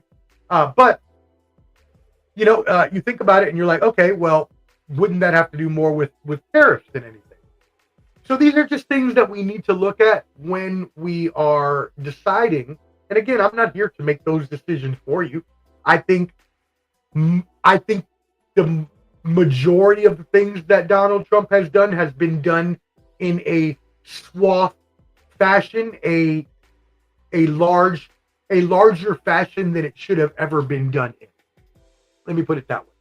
I think that a lot of things that he has done, almost everything he's done, should have been done in a more targeted fashion to allow for premium efficiency and premium effectiveness, but also to ensure that we don't have the reverse of those things happening, which we've talked about in this program, with the Doge cuts, veterans losing their job, with immigration, innocent people that could be here legally as well being taken away. These sort of things need to be looked at from both sides of the coin, and that's for you to decide on where you feel he has done well at and where you feel he has not done well at here in his second term. Depending on what polls you look at, he's around 45 to 55% approval rate. So, those polls are biased. You're gonna want to look where those polls are coming from. For instance, if you see a poll on CNN or on Fox News, you're probably gonna want to bet that poll leans a little biasedly, either left or right. Cool. So just make sure you take that into effect. But other things like immigration. Yes, the border is down to its lowest crossings ever. That is awesome. Great news, right? We don't want to have open borders for criminals to come across. We don't need that. And we don't need criminals in our country. They do need to be sent back. Agreed. So low border crossings, lowest ever. Awesome. But then there's the fact that there are innocent and even sometimes legal people being deported incorrectly. A story I watched earlier. They were going to try to find previous people that lived in a house to deport them. Instead, those people didn't live there anymore. They basically assaulted and harassed the family that lived there now, and then treated them as if they were illegal citizens, even though it turned out they were legal citizens. This is where things can come into play that are incorrect and should not be happening within our country. What else? Well, let's think about the fact that the U.S. These are some things that I think are going to. We're going to have some issues with. Okay, listen to this. How are they tracking some of these illegal immigrants or immigrants? They're using the U.S. Postal Service. The U.S. Postal Inspection Service is an investigative arm of the U.S. Postal Service. It has been assisting the Trump administration with locating migrants living in the USA illegally. The inspection service recently joined the Department of Homeland Security Task Force, helping federal authorities to locate illegals using data from mail and packages. A senior Homeland Security official confirmed this, saying they're a key part of ensuring law enforcement has the resources needed to fulfill President Trump's promise to the American people. Fine. I want to be very careful how I word this, because there is a time and a fine line when rights are violated, judicial lines are crossed that should not be. What do I mean? It is one thing to use the mail to find illegal immigrants and deport them. It is another thing to use the mail and try to find the illegal immigrants and do something that almost just that I explained just happened, where these people who were legally living there, got thrown out on the grass in their underwear, treated like complete non-citizens and criminals. Things like that can happen. What else can happen? And this one is very close to my heart as a veteran, but it was announced, President Trump announced by executive order that Secretary of Defense Pete Hegseth and U.S. Attorney General Pam Bondi to increase military and national security assets to local law enforcement officials to determine how military could be used most effectively to prevent local crime. Let me state that again. He issued an executive order to direct them to find out how to use military and national security assets in local law enforcement to prevent civilian crime. This is where we start to get a little deep. This is where we start to get a little over the line. This is where do citizens' rights get violated? When is it okay to start? Is it ever okay to use the military against their own citizens? In my eye, no. Now, there's actually a Passe Comitias Act of 1978, or 1878 rather, excuse me, that was actually instituted to prevent military forces from engaging in local law enforcement matters. And that says, whoever, except in cases expressly authorized by the Constitution or Act of Congress, uses any part of the military to otherwise execute laws shall be fined or imprisoned no more than 2 years. This basically means that the military should not be used to enforce local law enforcement. This was mentioned, and when I first heard of this, I thought to myself, wow, that sounds very much like a dictatorship, like what a Vladimir Putin would do, or any of these other dictators. They would send the military out to control the civilian population. It reminded me of video I see in the Middle East where the police go around and whip and hit their people, making sure that they stay in their houses or that they're not doing anything they should be doing. That's a line that we're getting to where should we actually be crossing that line? Does that actually violate human rights, citizens' rights?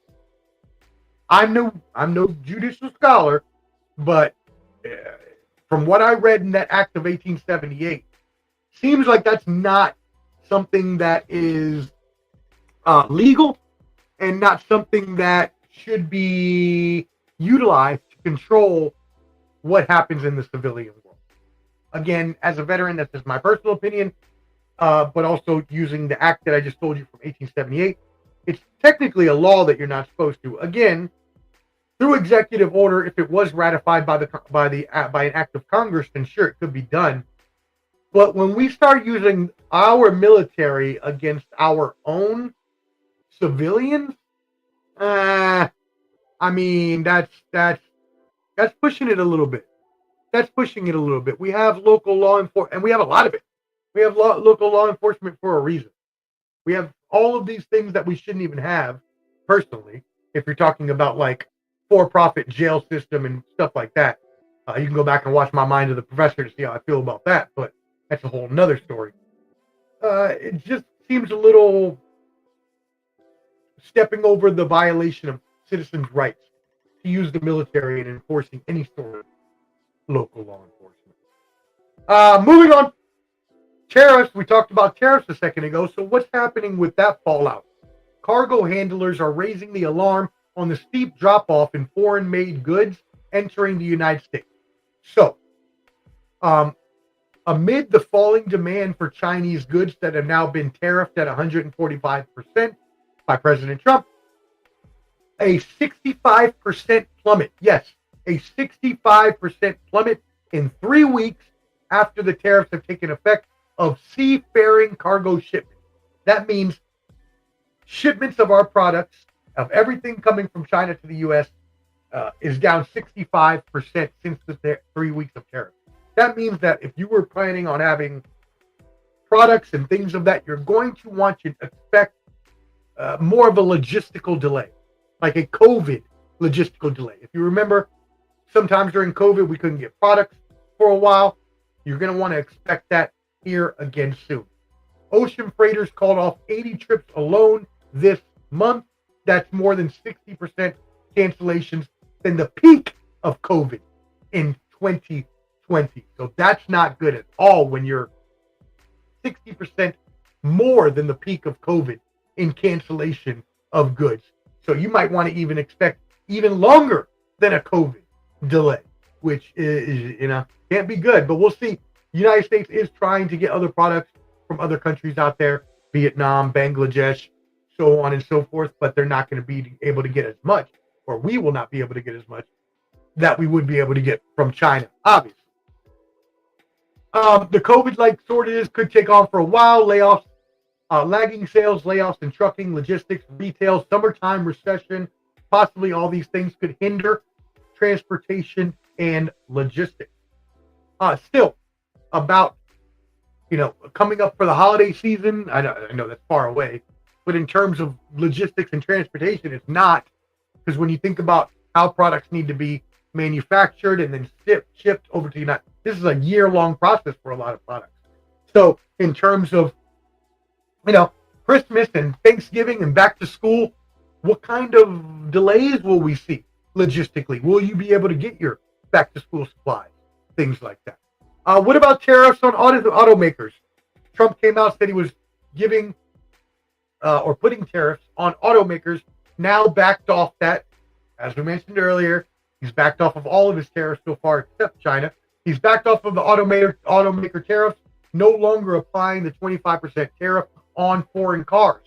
So, after all that hullabaloo he went through about not making American cars, and about why there were no American cars on Japanese roads because ours suck and theirs don't, and why all this other stuff.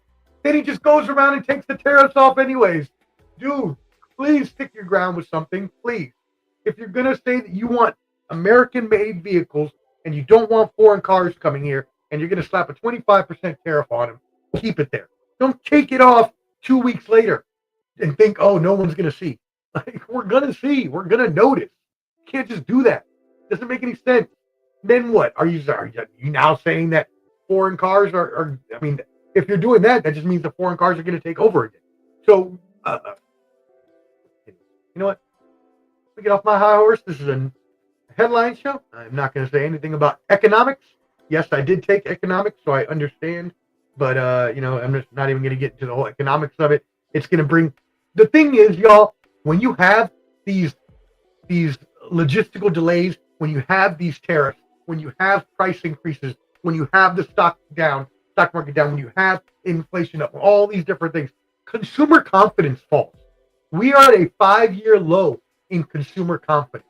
Not since the early days of COVID-19 has consumer confidence been this low. And actually, the reading April short-term expectations came in, at what is to possibly say that we could have a recession later this year. So when consumer confidence is low, consumers are more hesitant to spend money. And when consumers are hesitant to put money into the economy, then the economy has to pull back. And the supply has to be pulled back because there is no demand. So then companies and businesses have to pull back on making products, have to lay off workers, have to lower wages. Then, in order to bring that back up, the government has to lower interest rate that makes businesses want to spend, makes consumers want to buy houses, makes consumers want to spend, so on and so forth. And that's why the economy is always cyclical. The thing is, we want to try to keep the economy non-cyclical. And I get that it's not possible to always keep it constant.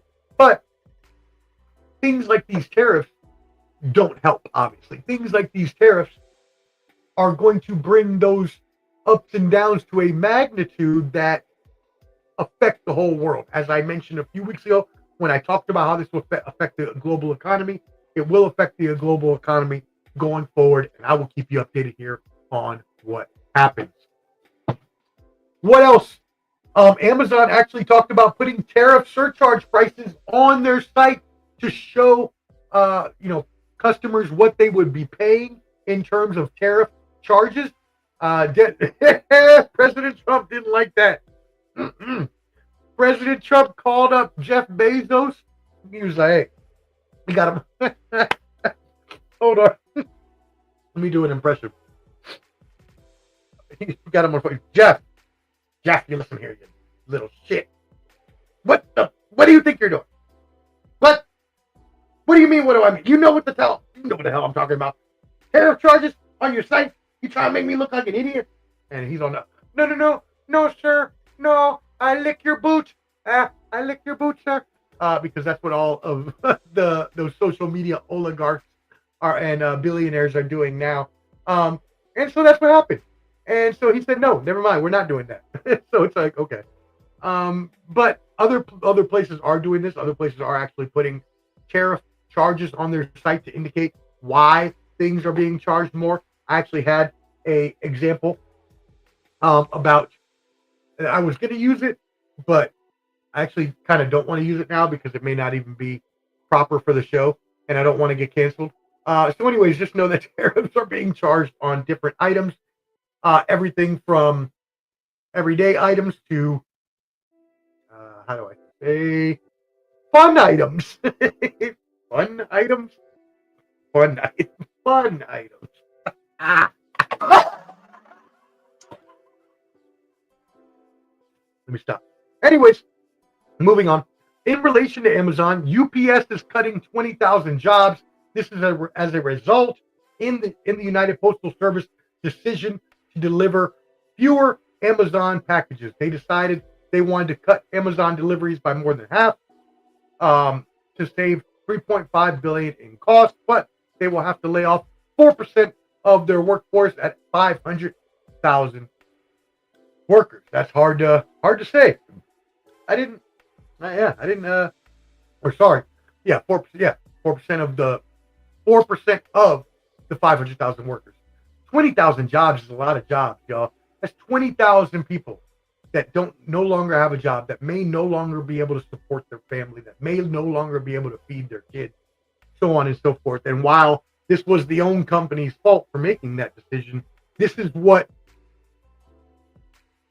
and I'm not going to call them a monopoly, but if we're being completely honest, Amazon does have a monopoly in the online shopping world. Let's be completely honest about it. And most of the packages that are delivered these days are Amazon packages. I mean, let's be honest. You know what I mean? So that's a hard one for them. Because you don't want to help out your competitor. But at the same time, it's kind of like the U.S. and China with their tariffs. It's like you don't want to help out your competitors. Like, but we need them to make money. Or we got to get cut down somewhere else. And that's what they're doing. All right. In good news, let's get you some positive United States news here. That was all negative. Let's get you to the positive news here. IBM plans to invest $150 billion in the United States over 5 years, including $30 billion for research and development for manufacturing mainframe and quantum computers in the United States.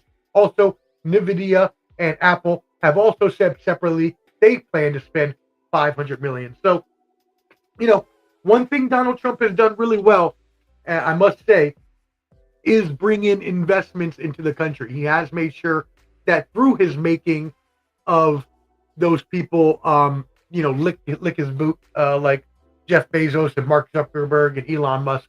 Through this whole process, he also tells them, hey, you got to do what I want now. And sometimes that comes in good when you can bring investment into the country. Oh, shout out my uncle, Bendición. I'll see you next week. I love you. But yeah, so anyways, what else? Other good news, or rather, other good news, yeah. Oh, shoot. No, you know what? I'm not going to do that now. Actually, you know what? No, I am going to do this now. So, if y'all want to book any domestic flights, now is the time to do it. So, because of the uncertainty within the economy, last month, domestic airline fares fell 5.3%. So, year over year. Also, ticket prices were down 4% from February. So if you are trying to go travel, go to Miami, Vegas, New York, wherever you want to go see, I would do it now. Tickets are at its cheapest. In March, 6.56 million U.S. citizens flew out of the country, including 1.6% increase from last year, including myself, who just went to Costa Rica. But those ticket prices, non-domestic, international, are still much higher at this point in time. All right, what do we got here? All right, cool. Some quick hitters before we get you to our world news. Amazon launched its first internet satellites in a bid to compete with SpaceX Starlink, and it shows that, we'll see if they are actually able to compete. Since, yes, Amazon has been working with the Blue Origin stuff for a while, but obviously, internet satellite SpaceX, that's their thing with Starlink. We'll see if they're actually able to compete. President Donald Trump has dismissed all scientists working on the National Climate Assessment. It was a congressionally mandated climate change report. These scientists solved key questions like limiting carbon dioxide to fuel chemical reaction. Okay. You know how I feel about this. I'm not one of those huge climate change people. Yes, climate change is a thing. Obviously, it's not possible for it not to be a thing. When you see the increasing volatile weather patterns we've been experiencing over the past decade, the melting of the ice caps, so on and so forth, just the hotter weather in general, things like that. So yes, climate change is real.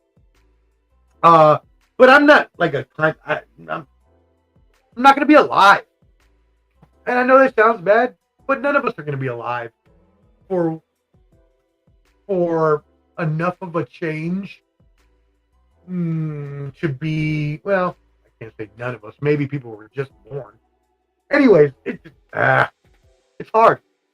I recycle. I try to do my part. I ride a bike. I don't have a car, so I do my part. But I also realize it's very hard to transition from where we came from, the Industrial Revolution, to clean energy just like that. It's just not going to happen. It's just not.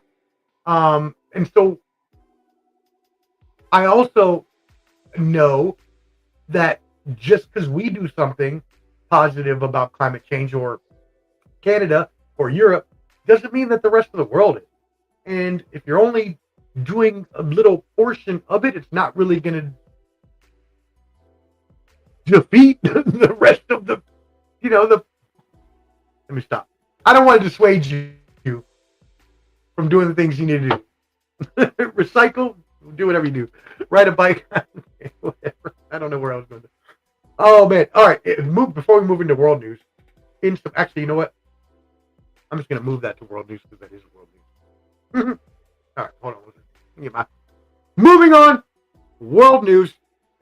What is happening in the world? Pope Francis was laid to rest. May he rest in peace. Hundreds of thousands of mourners gathered in and around Vatican City. About a week, he was 88 when he passed away. He came out, blessed the people for Easter, then subsequently passed away, which, by the way, I guess if you're a pope, the Easter time would be I don't want to say no one wants to die, but the perfect time to die, I guess, would be around Easter, right? If you're a pope. I mean, anyways. So, did you see the movie Conclave? I saw it. Watched it with my mom. Thought it was pretty good. Yes, it's not exactly what they do, but it was pretty for the layman. It's a pretty good explanation as to what happens. So what does need to happen? Starting on May 7th, they will go to elect the next pope. They need to have a 2/3 majority of the 135 voting cardinals. So there are 135 cardinals over the world who are going to vote. They will be sequestered. That means they will be locked in the Vatican. They will only be able to talk to each other with no outside communication to the world until they elect a pope. They do up to 4 elections a day. Every time, if they do not have a majority, they then have another election. After each election, the ballots are all burned. And then when you finally see the real burning with the white smoke coming out of the chimney, that's when you know we will have a new pope. Now, what that means to all of you watching this show, not very sure, because I guess while the pope is a world famous person, it's also, if you're not Christian or Catholic or any of that, I don't necessarily see, it may be important to you just because he's a world figure, but I don't think that you would actually have any emotional connection to the Pope. I could be wrong, but I just don't. To me, that doesn't. If you weren't actually Christian or Catholic, I don't know why you would have any. Anyways, just random thoughts coming to my mind. Moving on. May he rest in peace and be with our Lord in heaven. An Iberian blackout in the Iberian Peninsula blackout. Spain, Portugal, parts of France were hit by a widespread power outage, impacting tens of millions of people. Power has been restored in Spain and France, but could take longer in Portugal. They say it is not a cyber attack, that it was actually a induced atmospheric vibration, which is a phenomenon whereby extreme temperature changes can cause especially high voltage lines to oscillate. When they do, lights go out, airports shut down, traffic lights go out, schools are closed, banks are closed, hospitals stop routine work, the Madrid Open postponed tennis matches, Coco Golf mid-interview got lights go out, craziness. So that's another thing that has to do with climate change, though, when you're looking at it. In extreme heat or even extreme cold, it can cause problems with infrastructure. And then when you have problems with infrastructure, then you start to have problems with people actually being able to live at a proper, in a proper way. All right, what else? Moving on. Mark Carney's Liberal Party won Canada's election. The former central banker will get to keep his job as Canada's prime minister. What happened here, y'all? So, this is crazy. If you remember a few weeks ago on this show, I told you about how Elon Musk had backed some Wisconsin Wisconsin judges that were going up for election, and that he put in like millions of dollars to try to get them elected, and they did not get elected. They got voted down.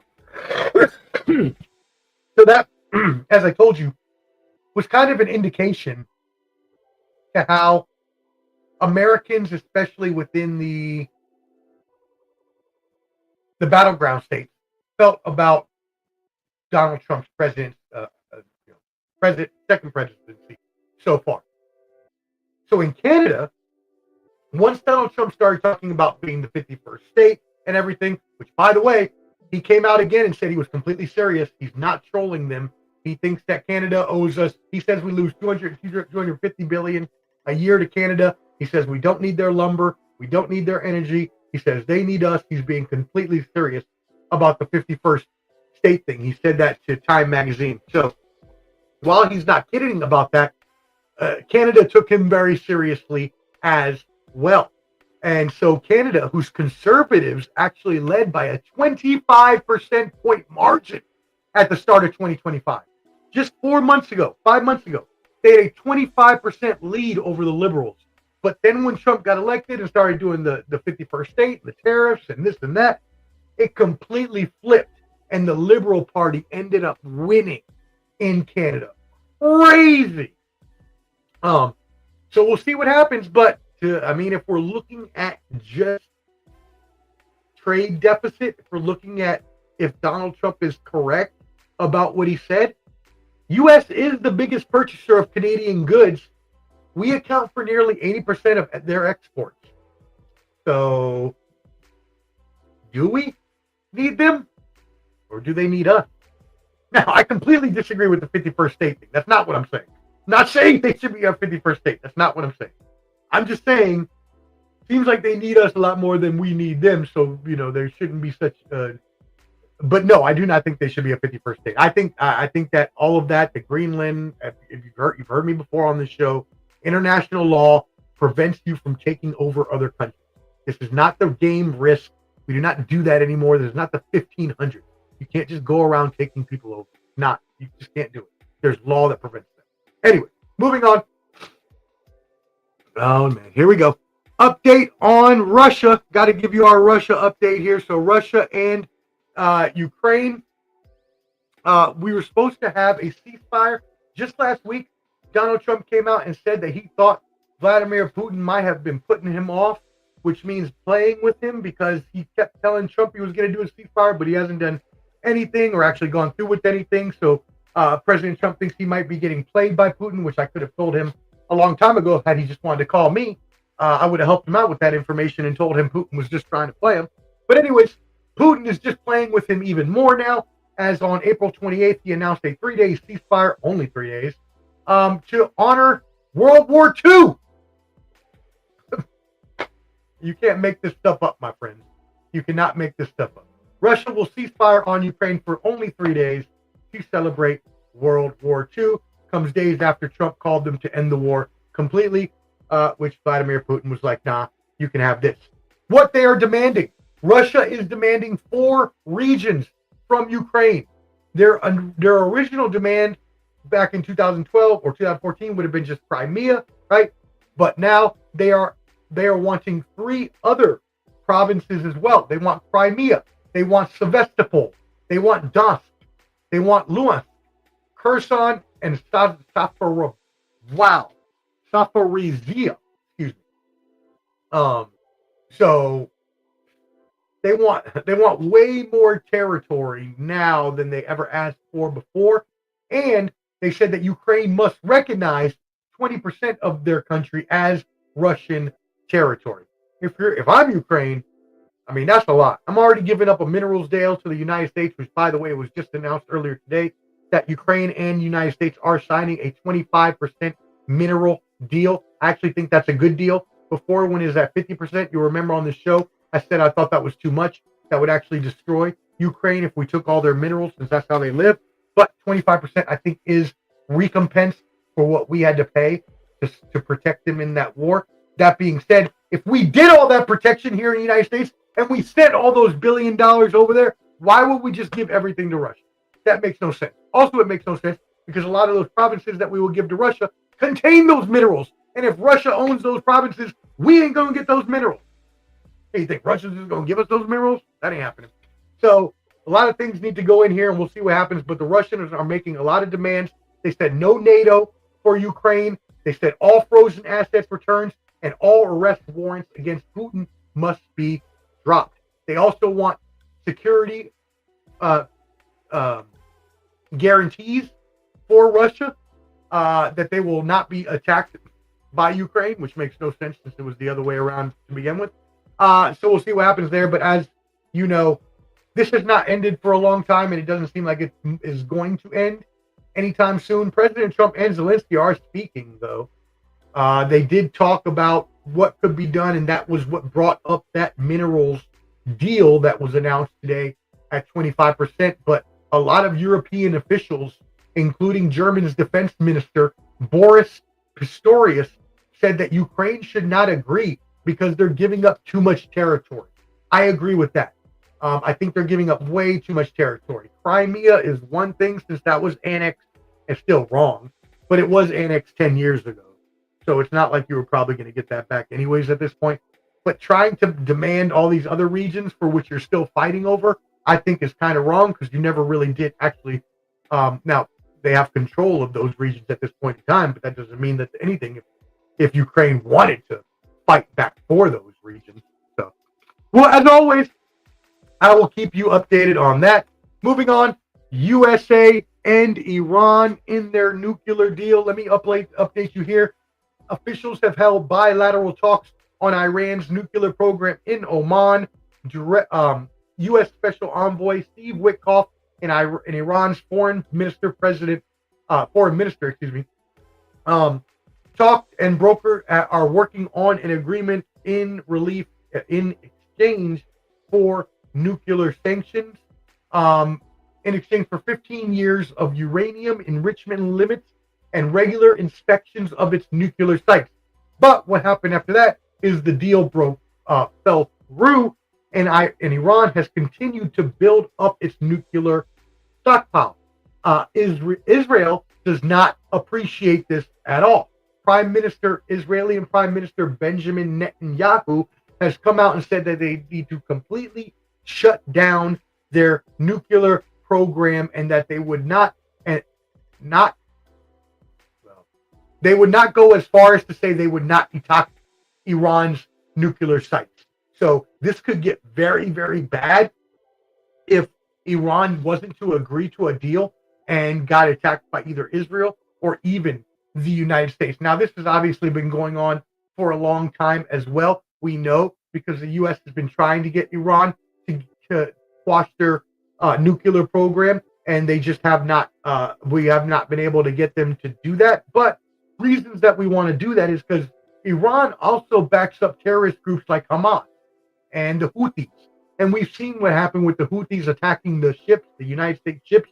And then we saw the United States came back when they sent the Harry S. Truman. Shout out one of my brothers who was on that ship. The Harry S. Truman to go out there and take care of some of those Houthis with some of those strikes. Now we have seen a little less of those, but the problem is now that we have to take them out from the base in order to complete the mission. So we'll see what happens here. I will keep you updated on these bilateral talks to see if they can actually get Iran to agree to this. But as we've seen since 2015, they keep going back and forth on their words, so I don't know that we should expect them to be any different here. Moving on, in Pakistan said it shot down an Indian spy drone in its airspace yesterday. This marks an escalation following the deadly attack last week in the Indian-controlled region of Kashmir.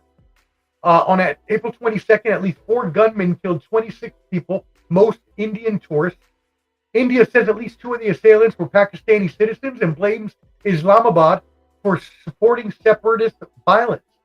Pakistan denies the association with the gunmen And since the attack, the countries have downgraded their diplomatic relations.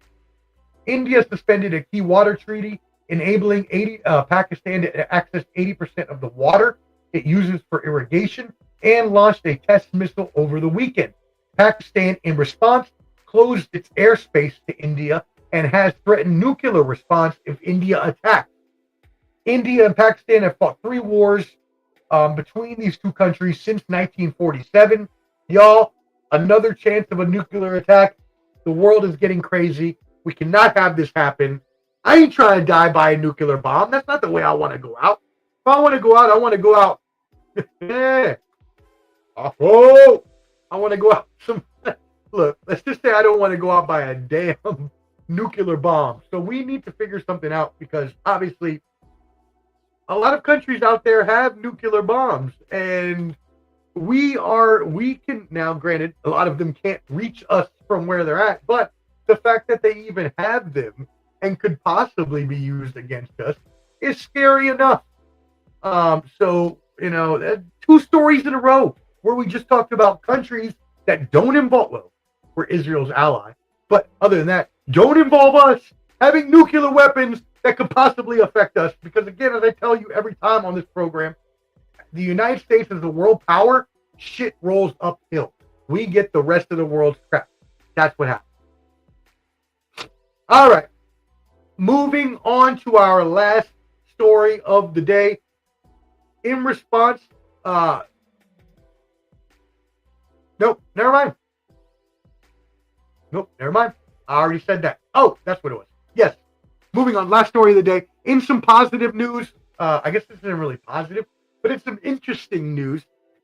Scientists have figured out how to create T-Rex leather. Yes, you heard me correct. The dinosaur, the T-Rex with the little arms that ran around like little arm T-Rex.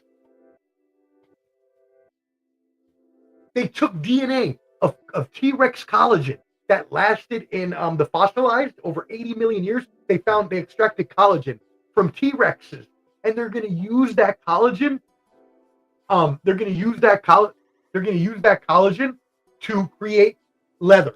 So, whatever, you'll be able to have some T-Rex leather, shoes, T-Rex leather handbag. But obviously, T-Rexes aren't around anymore. So this is for your PETA crowd. It's cruelty-free. There are no animals being hurt in this process.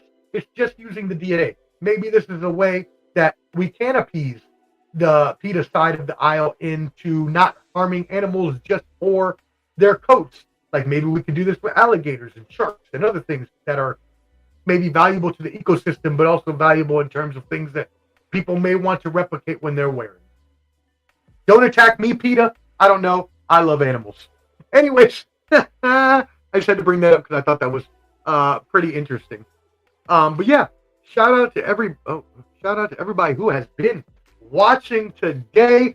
A nice little 2-hour episode. No Jurassic. Yeah, it is. It would be a Jurassic handbag. So you'd have a Jurassic handbag, which is pretty cool. I think it's cool. I'll buy me some T-Rex shoes, some T-Rex leather gaiters. I guess they'd be T-Rex leather T-Rexes. No one knows what that means unless you actually know what gaiters are. And those are a type of shoe mostly worn by the minority community. Anyways, let's keep it moving. All right, that's it. Nice 2-hour show, condensed. I thought it was going to be a lot longer than that, but I skipped a lot of topics because of the fact that So I got a new camera, as you can see. It's moving around. It has the AI tracking, so it's actually tracking me. But I don't know that I like it yet. I got to figure out the settings because I don't want it to. It didn't have my picture right earlier, so I kept having to turn it off because it was cutting off like my chin. I was like, I don't want you looking at the ceiling. And now it was like looking like, look, if I go like this, watch, it's gonna turn like, look, but sometimes I don't want it to do that because then if I'm just sitting there like this, now it's all weird. So you gotta go like this, hold your hand up, and then I can move it manually. Anyways, just thought y'all should know that's what was going on. All right. Thank y'all for tuning in. It's been 2 weeks that y'all haven't seen me, and I missed y'all so much for the past 2 weeks. But I must say again, I have been blessed. I went on vacation. I got to see my parents. I got to see my friends. I got to go to Costa Rica and have one of the most amazing weekends of my life. And now next week, or this weekend, we'll have more birthdays.